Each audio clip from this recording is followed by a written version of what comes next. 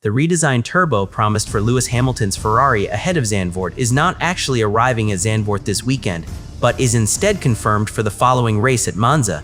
And by the end of this video, you will understand exactly why that specific delay changes everything about Ferrari's 2026 championship fight.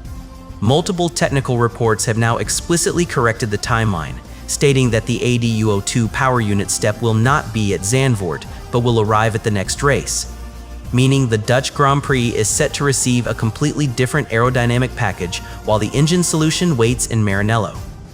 This creates an immediate tension for anyone tracking the title battle, because if the headline fix is delayed by even one race weekend, the gap to Mercedes could widen permanently before the new hardware ever turns a wheel in anger.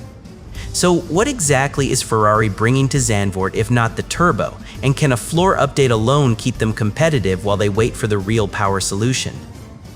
Lewis Hamilton has been increasingly vocal about the specific nature of the deficit he is feeling in the cockpit, putting on record that Ferrari's energy deployment tails off while Mercedes just keeps going down the straights. He described the sensation as having grunt when coming out of the corner, but losing it all to deployment issues at the end of the straight, a frustration that directly contradicts any suggestion that the problem was already solved back in Austria with the earlier ADU01 upgrade. That first phase delivered an estimated 7 to 8 horsepower gain when combined with a previous shell fuel iteration, but it clearly did not address the tailing off issue Hamilton continues to experience in mid-season 2026. The question now is whether the upcoming ADU02 redesign can actually fix what the first attempt left behind, or if Ferrari is chasing a moving target against a Mercedes team that has already optimized their own deployment strategy. Team principal Fred Vasseur admitted on record that they know they have a deficit of performance in the straight line and have to work on it, but acknowledged that the situation is what it is for now. That resignation stands in stark contrast to the optimistic headlines suggesting an imminent fix, raising doubts about whether the internal timeline matches the external narrative. Hamilton himself warned that the next power upgrade is not going to come for a while and that the team will have to push really hard just to see when it might arrive, signaling that patience is wearing thin inside the garage. We are looking at a critical window where expectations and reality seem dangerously misaligned. Is this a simple logistical delay, or does it point to deeper validation issues with the new Garrett turbine design that Ferrari isn't ready to discuss publicly yet? The answer lies in the specific technical changes buried within the ADU02 specification itself. The ADU02 specification represents Ferrari's second use of the FIA's Additional Development and Upgrade Opportunities Allowance for the 2026 season, a regulatory mechanism that strictly limits how often manufacturers can introduce hardware changes to their power units. This isn't just a bolt-on modification or a software mapping tweak, but a fundamental redesign centered on a new Garrett turbine featuring revised blade angles and an increased blade count specifically engineered to improve cylinder filling at high RPM. That mechanical change is paired with a modified combustion chamber designed to tolerate higher airflow and combustion temperatures, creating a completely different thermal management profile than the unit currently sitting in Hamilton's car. Shell has also homologated a brand new fuel blend matched exclusively to these revised engine characteristics, taking advantage of 2026 regulations that allow suppliers to evolve blends year to year within FIA limits rather than being locked into a single spec. Fuel chemistry matters here. Engine harmony depends on it. One mismatch ruins everything. This level of integration explains why the update cannot simply be rushed forward by a few days to meet a Zandvoort deadline, as the entire system must be validated as a cohesive package rather than individual components. Scuderia fans. COM has provided the most granular tracking of this development sequence, treating the Zandvoort floor and the Monza-bound turbo as explicitly separate steps in Ferrari's internal roadmap rather than simultaneous upgrades. Their reporting confirms that confidence at Maranello has been growing around the aerodynamic specification destined for the Netherlands, which evolved directly from the floor introduced successfully at Barcelona earlier this season. Small wing adjustments based on simulator work accompany this new floor and diffuser, aimed specifically at widening the SF26's aerodynamic operating window for Zandvoort's unique high-load, high-speed corner profile. This is a pure aerodynamic story focused on mechanical grip and platform stability, entirely distinct from the straight-line power deficit that dominates headlines. Yet the conflation persists across multiple outlets, creating a false expectation that Hamilton will have more horsepower available this weekend when he actually won't. Why does this distinction matter so much right now? Because betting on a power solution at a circuit where it won't exist sets up fans and analysts alike for another weekend of misplaced optimism followed by inevitable disappointment. Motor Biscuit frames the situation with notable caution, explicitly flagging that until the car reaches Monza, the 15 horsepower and 0.2 per lap figures belong in the rumor column rather than the standings. This skepticism is warranted, given that test bench measurements from Scuderia fans cite a slightly lower range of 13 to 14 horsepower for the new turbo and fuel combination, meaning even the confirmed dyno numbers don't align perfectly with the more optimistic track projections. No Ferrari official has gone on record confirming either figure, leaving the paddock to parse conflicting signals from technical partners and media reports. Charles Leclerc characterized the upcoming step as not a revolution but a step in the right direction, language that suggests incremental progress rather than the transformative leap some headlines imply. So where does that leave us regarding what we can actually expect this weekend versus next?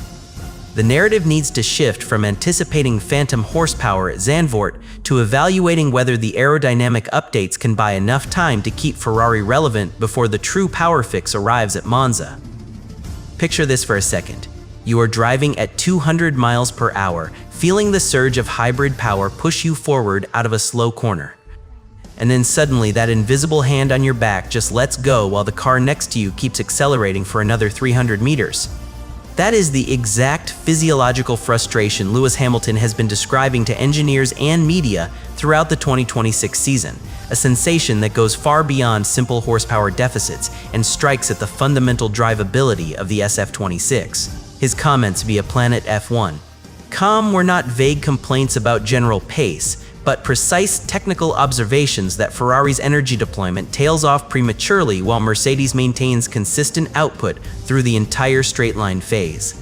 This distinction between peak power and sustained deployment is critical because it means Ferrari could theoretically match rivals on a dyno sheet, yet still lose time every single lap in real-world racing conditions where battery management interacts with aerodynamic drag.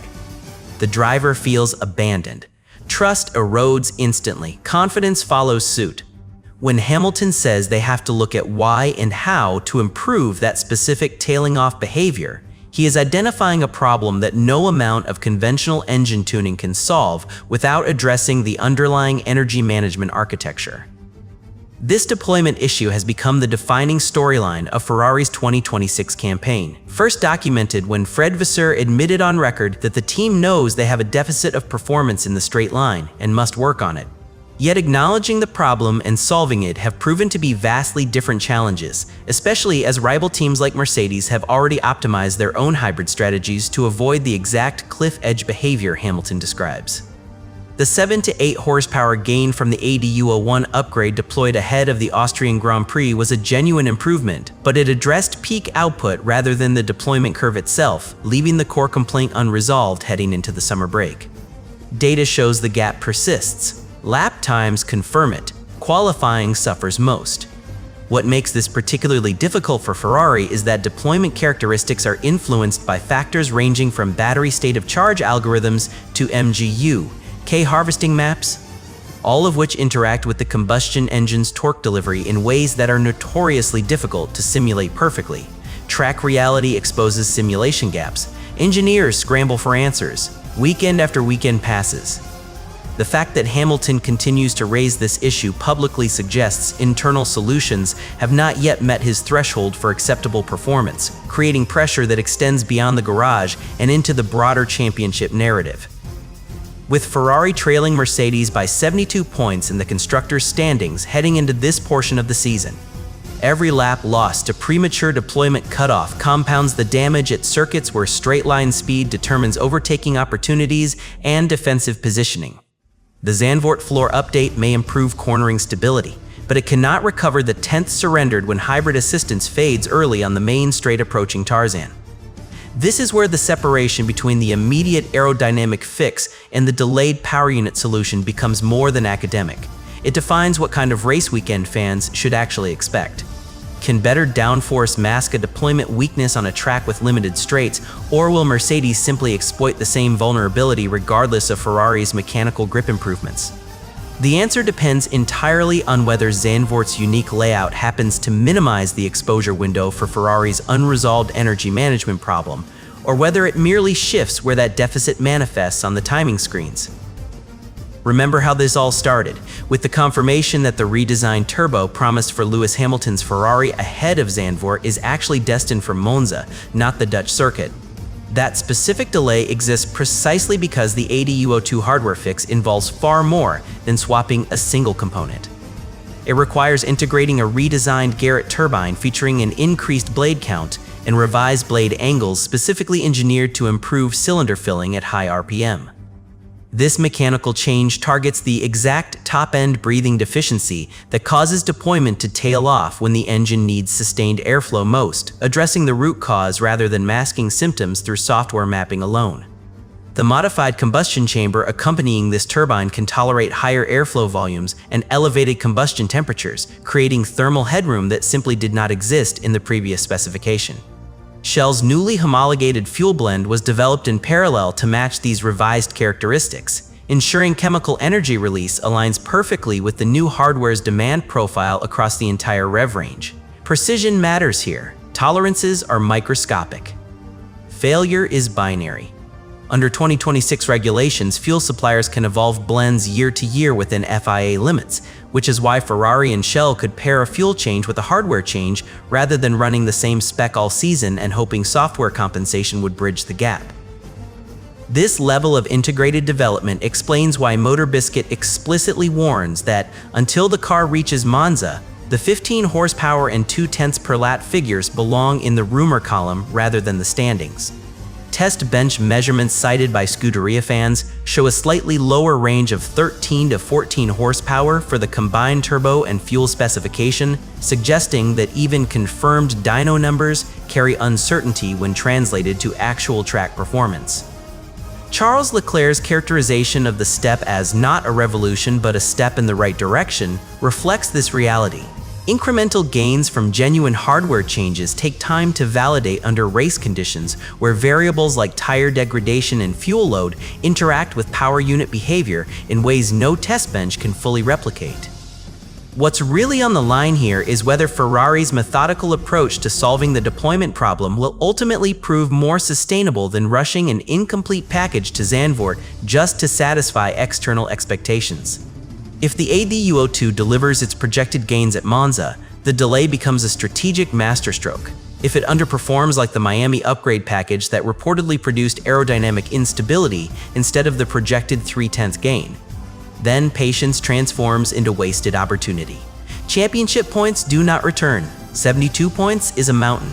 Every weekend counts now. The stakes have never been higher for getting this specific hardware integration right on its first competitive outing.